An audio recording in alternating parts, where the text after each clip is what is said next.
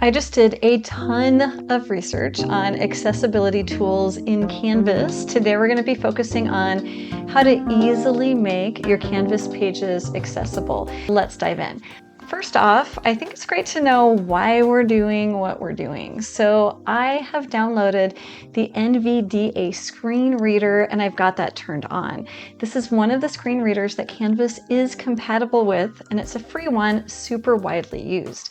Let's hover around the page and see what it does with some of these elements. About me, Angie 0929A2.jpg.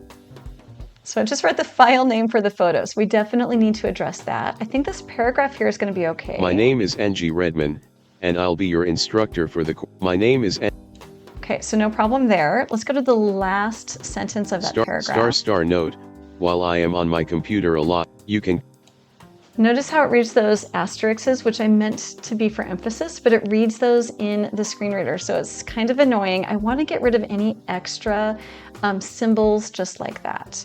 Okay, continuing down. How to contact me, messages. Now you maybe wouldn't notice, but how to contact me and messages were read with the same emphasis. If I had those as headings, as nested headings, they would be read a little bit differently so the student could recognize your organization. Okay, let's continue. Message me in Canvas. Use the button. Okay, again, those stars have got to go.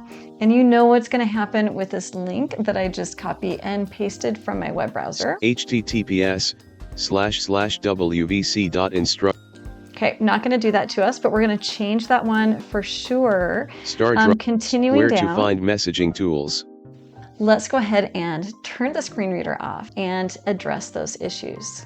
So what did we want to change? This image, first of all, was a problem because it read the file name. Let me go into edit. Now, first of all, at the bottom of that rich content editor is our accessibility checker. And my accessibility checker has recognized 6 issues. But I want to start addressing the issues that I know about first, and then let's go back to the checker to see what things we have missed. First of all, this About Me title is labeled as a paragraph. And the screen reader, therefore, isn't going to be able to differentiate it very well from paragraph information.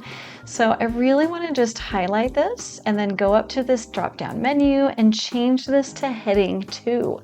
Notice how we've got headings 2, 3, and 4. Heading 1 is missing, but heading 1 is the title for our page.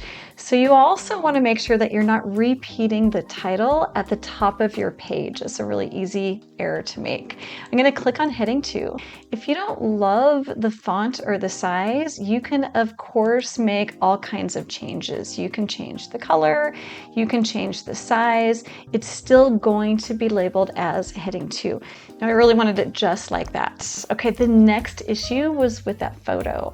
If I click on the photo one time, it's going to give me the image options pop up. I'm going to click on that pop up. I'm just left clicking, and you'll notice under alt text is the default, which is the file name for this image. I don't want that to be the alt text. The other thing that I'm going to think through, how important is that photo to my vision impaired students? They're already being spoken a lot of information. So instead of having anything here, I'm going to click the decorative image. It is not important to the information. Okay, so I've got that. I'm going to click done. As I continue to scroll down, all of this was good. Notice that drop-down menu has this labeled as paragraph, which is great. In this last sentence for this section, I had those asterisks, which seemed like a great idea at the time to get my students' attention. But for the screen readers, it read it as, did it do star, and then note. So I want to get rid of those asterisks so the screen reader doesn't read them. One other thing, and it wasn't a problem with the NVDA reader, but sometimes when you've got letters in all caps, the screen reader will assume it's some kind of an acronym, and instead of reading the word note, it will read N-O-T-E. So I'm going to change that to lowercase instead, N-O-T-E. Okay, so this one's looking good. Let's check this next heading. So I just click on it. It is also paragraph. This next heading, how to contact me, is really not underneath. Think of an outline. It's really not underneath about me, but it's separate. So I want that to be another heading too.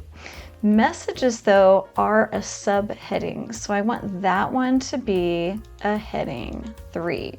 Okay, so already I'm just clicking, right, to make this more accessible, which is great. You want to use the list features of the rich content editor. So instead of these asterisks, let me just arrow back there, and then I'm going to grab my list options. I need to click the 3 dots because they're not showing up here. Here they are. I want a bulleted list. I'm going to click on that bulleted list. To get the rest of it to line up with that bulleted list, I'm going to go down to my second item. Let's just back up until it's part of that first one and then hit enter. I'm going to do the same thing with that last item. Back up and then hit enter. Now I really like to have a space in between these. So I'm going to go to the end of the line and then do a control enter and then a control enter. I try and do this as little as possible because some screen readers will read those enters. You want to think about all of the coding that's happening in the background. Many screen readers will read all of that coding. NVDA, though, gave me the option. I could have it read the formatting or not read the formatting. Now, the other problem, I don't remember if I hovered on it or not, are these hyperlinks. So this hyperlink here, I just took from up above on my homepage, which is a horrible practice. So instead, if I click on the hyperlink, I'm going to choose that link options, and I am going to get rid of this text. I am not changing the link. What I don't want to put in is like a click here or see this or something like this. This is just our home page. So I can type home page and then click done. Another really amazing way that you can put a link to your home page is to go over here to your course navigation tools, click and hold on the home page link, and then just drop it right into your page. That's a great way to go. Okay, so I've got homepage. Email me at Angie Redmond. That one's fine.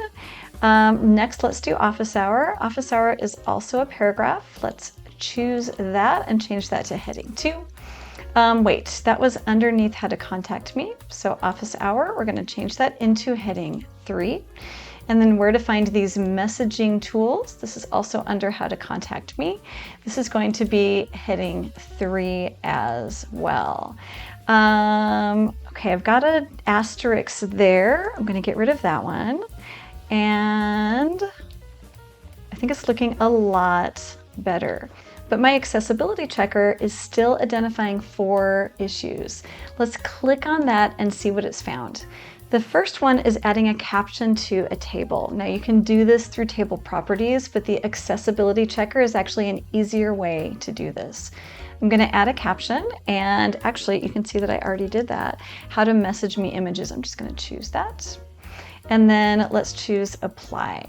So this way, as the screen reader is reading it, it gives an introduction to what's going to be read in the table. Okay, it also says there are no table headers, but my table does have headers. That's the inbox location and the ask homework questions location. So I do want a header row. I do not have a header column. Let's apply that. Next, it found some images that don't have alt text. So I do want to use alt text for this inbox location, and I can say inbox located on the left of your screen. I'm trying to type with a Band-Aid. I had a confrontation with an applesauce jar and the applesauce jar won. Okay, apply this one.